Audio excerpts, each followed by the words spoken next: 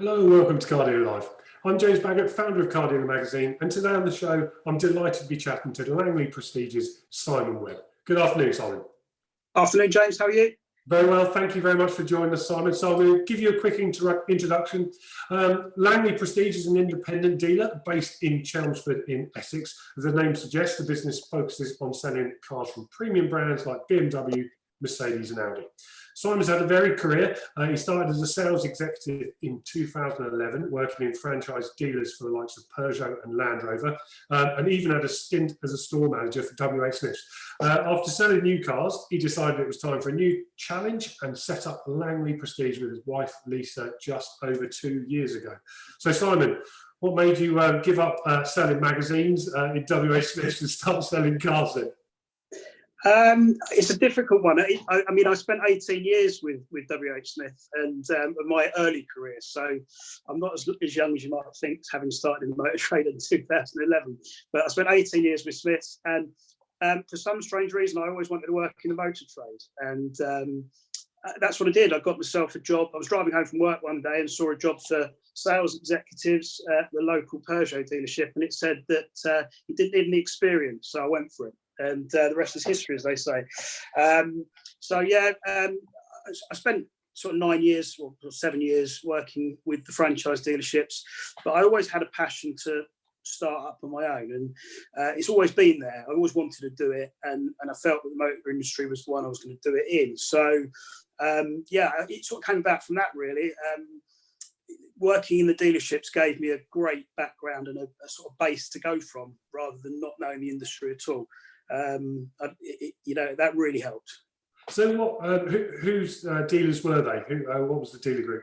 So I started out with Robbins and Day, so Peugeot and Citroen's retail group. And then I left there in 2016 and worked for Lookers Land Rover in Bishop Stortford, where I was a sales manager. That's where they're the two dealerships. So you clearly had a taste for it, and it worked well. Do you remember selling your first car? I do. Yeah, I do remember the first car, Peugeot 407, used one. I was pretty much had my hand held through that whole deal, but it was an interesting buzz. It sort of, that first car really kicked me off to think, well, look, I think I can do this.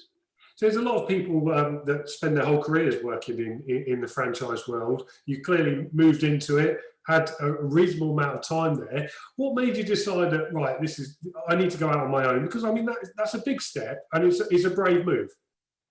I don't think there was any one factor. I can't say that there was any one key factor that made me want to do it. My background, my family, my dad had his own business. He was a tailor. So sort of used to in the background of the family, working for ourselves, if you like. And I felt that was something that I wanted to pursue.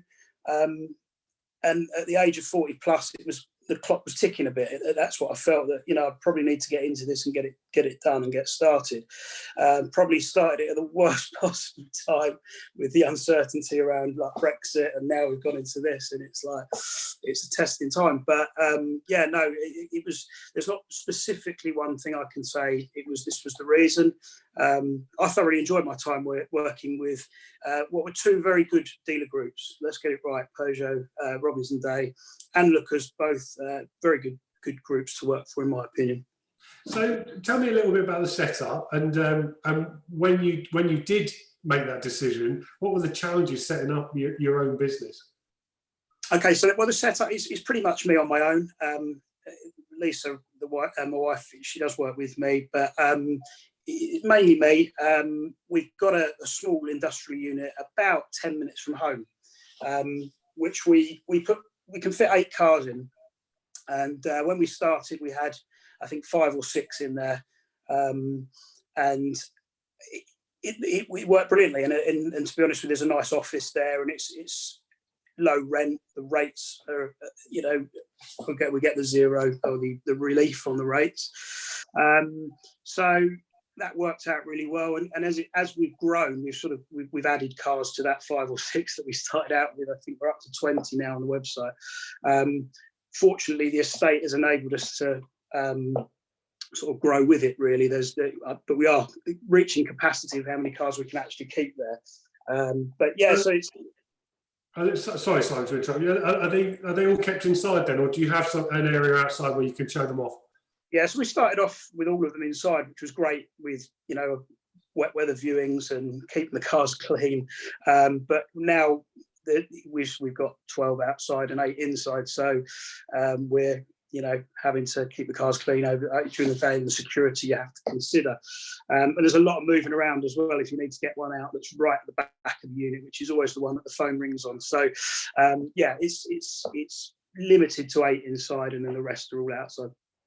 So give me a little bit of information about the kind of stock that you hold. I mean, what's your typical kind of bestseller?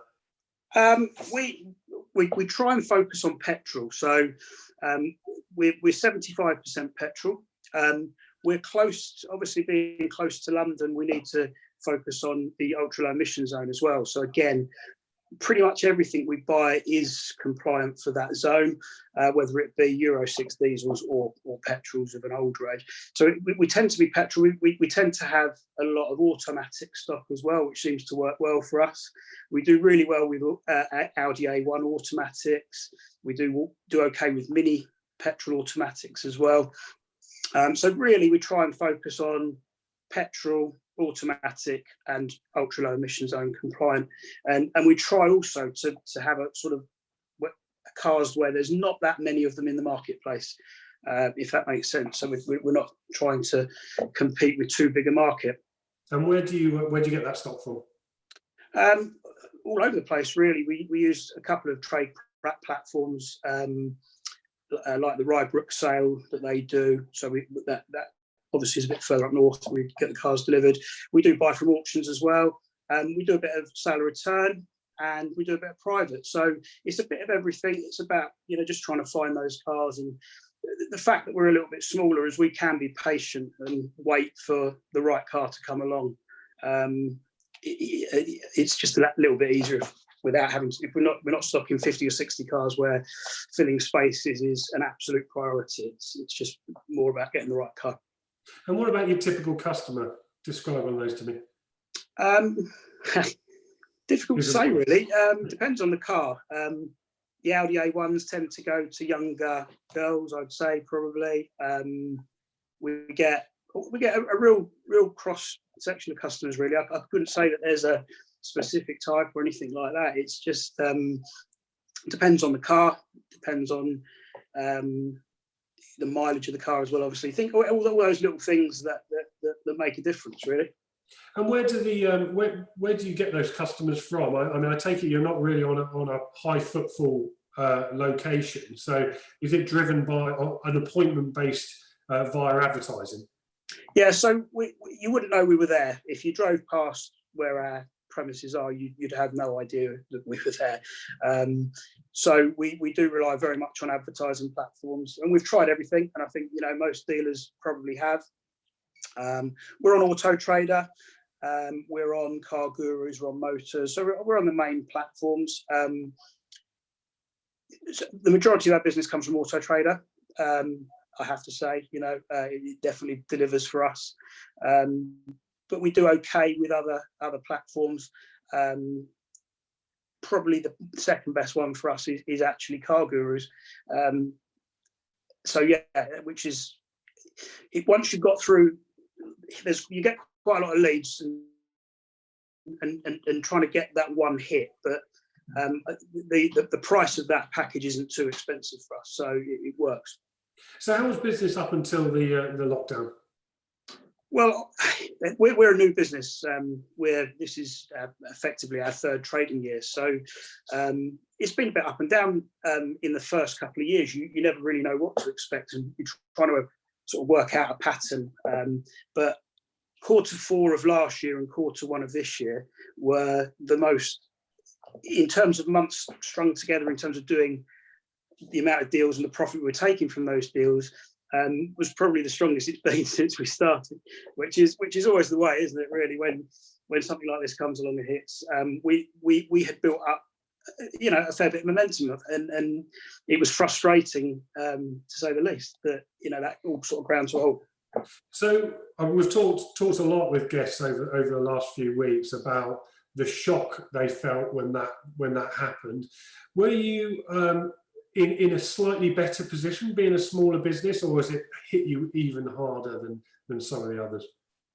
In what sense? I'm sorry. In respects of business going forward, I mean, it's very, very difficult for cash flow. It's very, very difficult for businesses to pay their staff. I mean, it's just you running the business. I mean, how have you managed?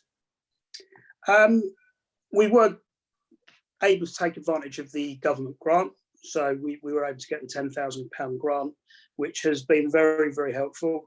Without a shadow of a doubt, it enables us to operate for a good couple of months in reality, because our overheads are quite low.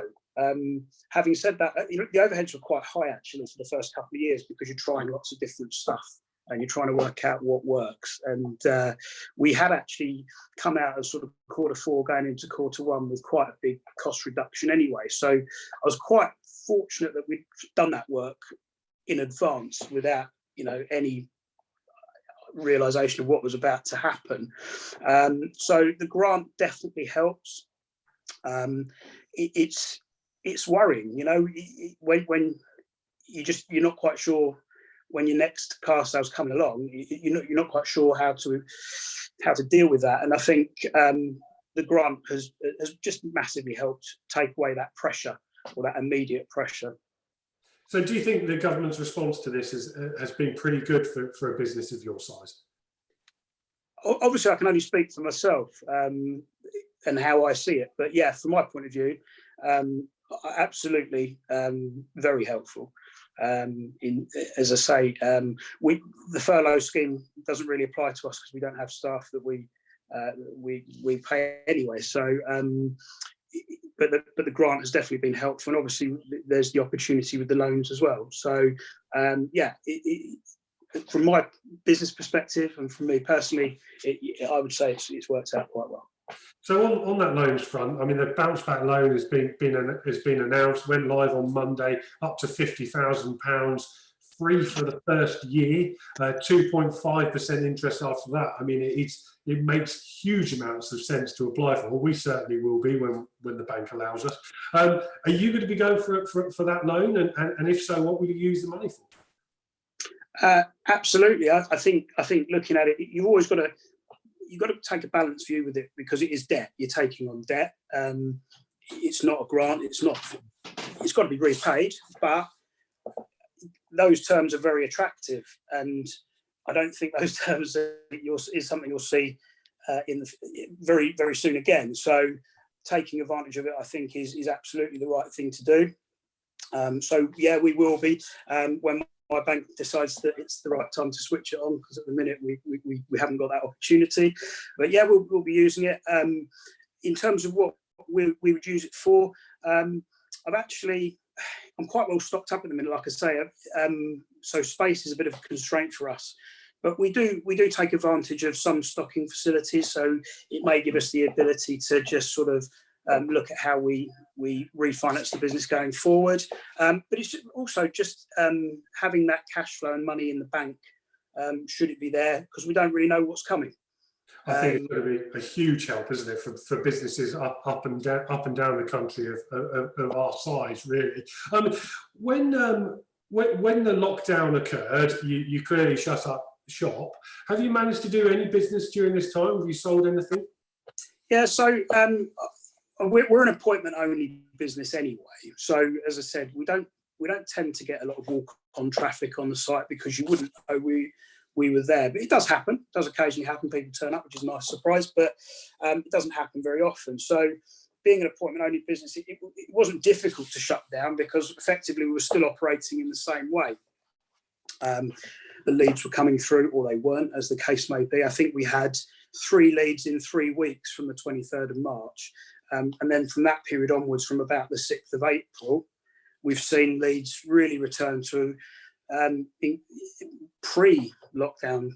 They're much bigger than what we were seeing. So I think that's really encouraging, and I think there's demand out there. We've taken 3 deposits so far on cars. We've got 3 cars reserved, which I'm really pleased about and encouraged, because I'd rather go back with something to work on rather than an empty book, And we would, you've obviously done this work when you found out about the deliveries for us, and we would offer that and happily do that, but we've not yet done anything like that. So we've not done any business in that way, but we have got people who have committed to deposits. I mean, And it's made. Sorry, go on, Simon. And it's made us look at the business in a slightly different way as well. So we're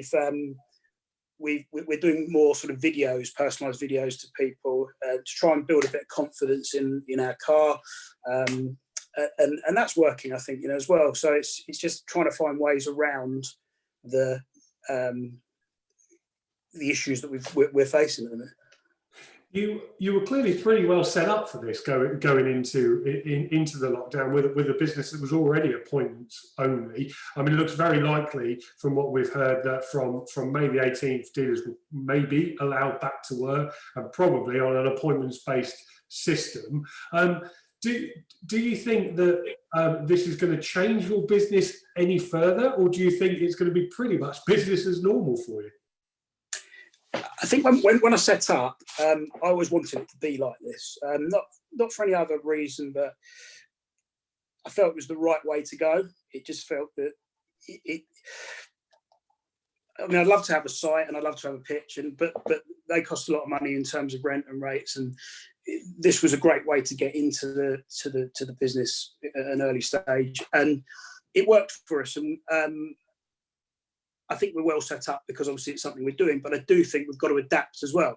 So I think we've got to look at it and say, well, okay, how can we introduce deliveries into our service? Because it's not, although we've done the odd few, it's not always something that we've pushed as such. It's more, if someone's asked, we've done it. So deliveries, more use of the video stuff, and which has worked really well for us. And just making sure the website presentation is as good as it possibly can be as well. And just making sure that every lead is answered to really quickly, and all those things, really, just the usual stuff. So when you go back to work, I mean, we've been chatting to a number of dealers of all different shapes and sizes. Spoke to actually Rawdon Glover, who's a JLR MD, yesterday evening, who told us that the guidelines that come in place could mean huge amounts of PPE, could even mean masks and gloves for staff, one entrance, one exit for buildings, the social distancing with all staff. How's that going to affect a business of your size? I mean, clearly we don't know exactly what these guidelines are going to look like, but we can take learnings from supermarkets that have been open throughout this. What are your thoughts, and how are you going to implement those sorts of things in your business? I think it's quite easy for a business of our size to practice the social distancing. We very rarely ever have more than 1 or 2 customers, and they're normally from the same family. We don't have 3 or 4 lots of customers on site at any one time, so it's a lot easier to manage that. We've got a lot of space around us where we can leave the car and provide the keys and what have you for people to look. So I think it's about being sensible and making sure that we are set up to follow up any guidelines the government give us, whether that be masks, whatever. But I think it's probably easier for someone in my position to do that, because that's pretty much what we do anyway. We might not be able to shake people's hands for a while, but it's pretty much business as usual, and just making sure that we're being sensible. Another case for small businesses being very nimble in these sorts of situations puts you in very good stead. The other thing that we've been discussing with a number of people over the last few weeks is a stimulus package for the motor trade. Clearly that will probably be focused on the new market. What would you like to see from that sort of, I mean, possibly a scrappage scheme or maybe a cut in VAT or similar? How would you like to see it as an independent used car dealer to benefit you? I'm certainly not an advocate of the scrappage scheme. That for me wouldn't be the right way to go. But that's talking as an independent used car dealer who would potentially see loss of part exchanges or what have you, or encouraging people to go and buy new where they might have bought used previously. So I think that might well, impact the new car market a little bit better than it would for us guys. VAT, I think, is obviously a good way of helping used car dealers, because it's great to have the deferred payment on a VAT. That's a really great help, but bringing down the percentage of VAT would actually really help. And I think most people would be interested in that. Yeah, fingers crossed something like that happens. Being based where you are, another topic that we've covered is people's dislike of public transport going forward. Very large percentages of people say they're not going to use trains or buses or airplanes, as we well know. I certainly won't be. Do you think that's going to benefit you when it comes to being a used car dealer for people who might be wanting an alternative to public transport? I'd like to think so. I'd like to think that it will maybe increase the sort of second car market. So people, might buy a small second car or a slightly older second car. I'd like to think that's certainly been on my radar that might well be the case, because I think you will see a decrease in people wanting to use that public transport, and the car's the next best thing, isn't it? So I think it'd be nice to see that. Yeah, definitely. Do you think you'd have to change your stock profile at all to target those sorts of people? I mean, they might want cheaper stuff, or they might want stuff that is very emissions friendly or eco friendly. Interestingly, the amount of leads we've had on our sort of 3 to 10 grand, if you like, 3 to 10k stock has been where the majority of the focus has been on leads, if you like. That's what we've seen. That hasn't always been the case. So I think we're already seeing that there's an appetite in the marketplace for that sort of stuff, and we've adapted a little bit already. We've gone out and bought some stuff that will fit that bill, but still working within the parameters that we like to use for stock, and that's definitely where we're seeing an increase in our advert views and our leads. It's that sort of, as I say, the 3 to 10,000 pound stock is definitely where we're seeing more of an increase in demand. So you've bought some stock over the last few weeks, you say there.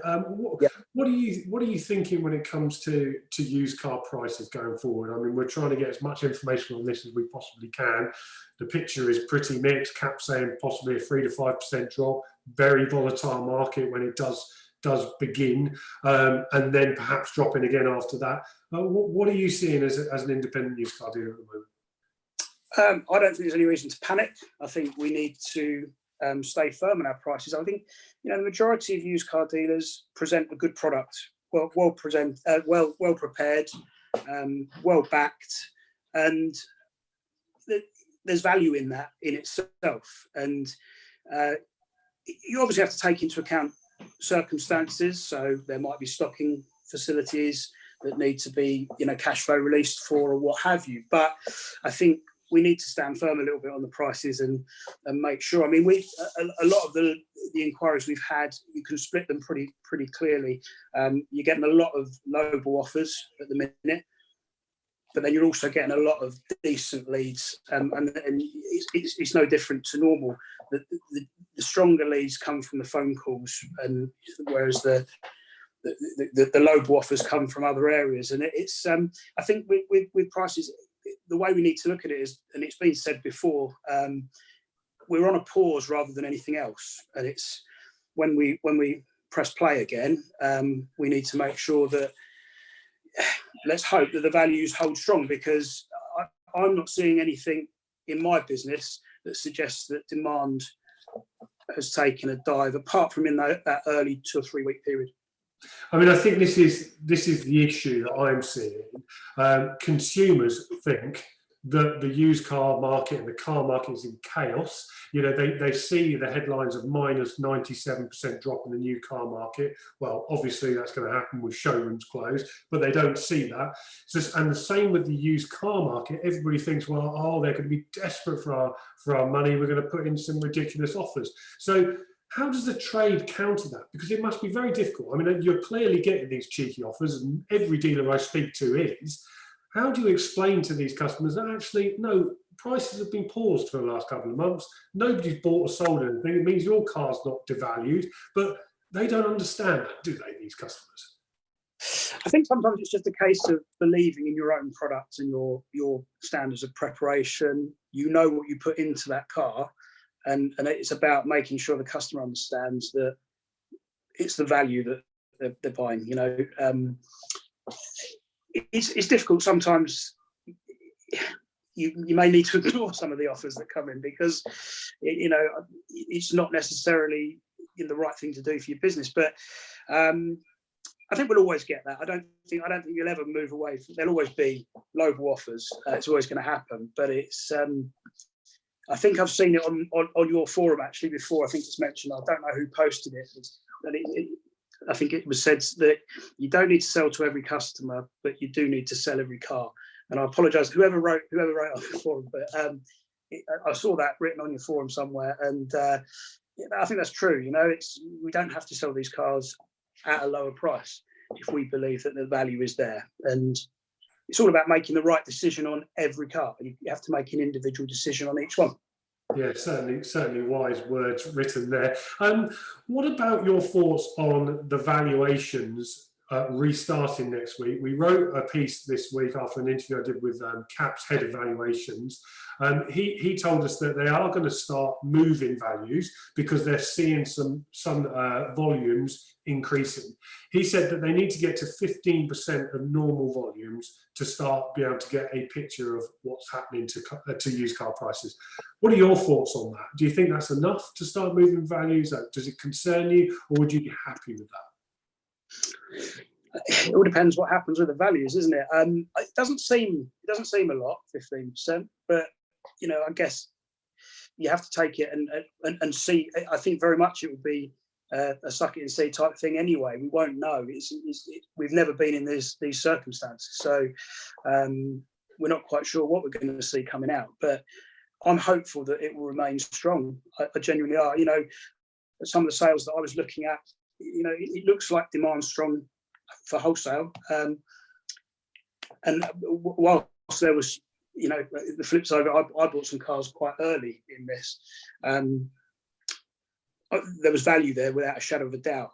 I don't think that long term, I think you're going to see that there's money in the marketplace to come out and buy cars from the trade. There'll be dealers who had a very good quarter one or a very good March that didn't get a chance to restock fully. And I think that's, you know, when everything reopens, you're going to see those people with, you know, potentially money in their pocket from the various measures that we've got from the government to go out and buy. So I think that's going to buoy up the market as well. So yeah, I don't think there's any reason to panic. It's going to be a fascinating few weeks and months. So a couple of questions that I wanted to ask you is, can you remember your most memorable car sale? I mean, you've been in this for what, nearly a decade now, or just over a decade. What's the one that really sticks out in your mind?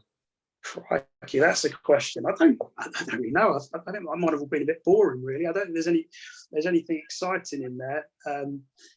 I love every car sale. It gives you a buzz every time you sell a car, regardless of whether you know it's your first one or whatever. But no, I can't. You put me on the spot a bit there. I can't think of one specifically that stands out as such. And I will do the minute we turn off. It will come to me. But you can post it. You can post it in our forum. What about your favourite car to sell? What would you go out and buy tomorrow because you know you'd have a customer for it immediately? I think Audi A1 automatics for us. Yeah, I mean we do really well with those, and I can't keep them in stock. I've got one on site now that's been there forever because of this lockdown now, and it's driving me mad having to look at the days in stock figure while we can't sell these cars. But yeah, normally if it's the right spec, it's the right colour, they're the sort of cars that just fly out for me. And what positives do you think the trade's got to look forward to over the next few months? There's always positives to look for in any circumstance, and I think you're going to have a lot of motivated dealers out there. I think, you know, I've certainly sat at home over the last however long, 6-7 weeks, and looked at ways I can try and improve my business. And You know, I've written out pages and pages of stuff that I want to do, and the stuff that you don't ever get a chance to do. And I think, you know, I've spoken to a few people, and you get that feeling they're doing the same thing. So I think that we can't sit there and sort of just let this happen to us. We've got to go out there and put it right now. You've got an opportunity when everything is lifted, and we get an opportunity to go back into work. We need to be positive. It's been a dreadful time for the country, obviously, but we need to be positive and just get back to what we're good at. And the single most important thing this crisis has taught you, so? To take nothing for granted. As I said, coming out of the end of February, going into March and the middle of March, I didn't think anything could stop us, and it's quite scary how this has just come from nowhere, really, and you know, it's quite worrying, really, that you think everything's going to be absolutely perfect, and you know, in my opinion, this was going to be a great year for us, yeah, we've been stopped in our tracks, but we'll get going again, and that's the most important thing. So yeah, take nothing for granted. Simon, I wish you the best of luck with the restart. I hope you find as many A1 automatics as you can get your hands on. And thank you very much for your time today, for joining us. There's no show tomorrow because of the bank holiday. You remember those? That's when we didn't have to work and had to stay at home. But we do that all the time now. Next week on the show, I've got a whole host of guests lined up. On Monday, I'm chatting to Group Renault UK's Managing Director Vincent Tourette, and then Network Operations Director Louise O'Sullivan. On Tuesday, it's Wessex Garages MD Chris Wiseman. On Wednesday, it's Mike Allen, who's an analyst at Zeus Capital, looks at all the listed motor groups, be able to give us some insight into their futures. On Thursday, Sherwood Motor Group's MD, Simon McConchie. Hopefully I've said that right. He will probably correct me next week. And on Friday, it's the team from G-Forces to give us a guide on everything you need to know about online car sales. If you want to get involved in Car Dealer Live like this one, you can email me, james@blackpoolmedia.co.uk. Find me on Twitter at CarDealerEd or LinkedIn and message me there. If you want to get breaking news direct to your phone, like Simon does, join our Car Dealer Magazine WhatsApp group. The first one's already filled up. I've set up another one that's filling up fast. All you have to do, drop me a line. I'll send you a link, gets you in. There's a full schedule for Car Dealer Lives on our website, where you can check back every weekday on our website at midday, cardealermagazine.co.uk. Thanks once again to Simon for joining me today, and I'll see you all on Monday. Have a great weekend. Goodbye.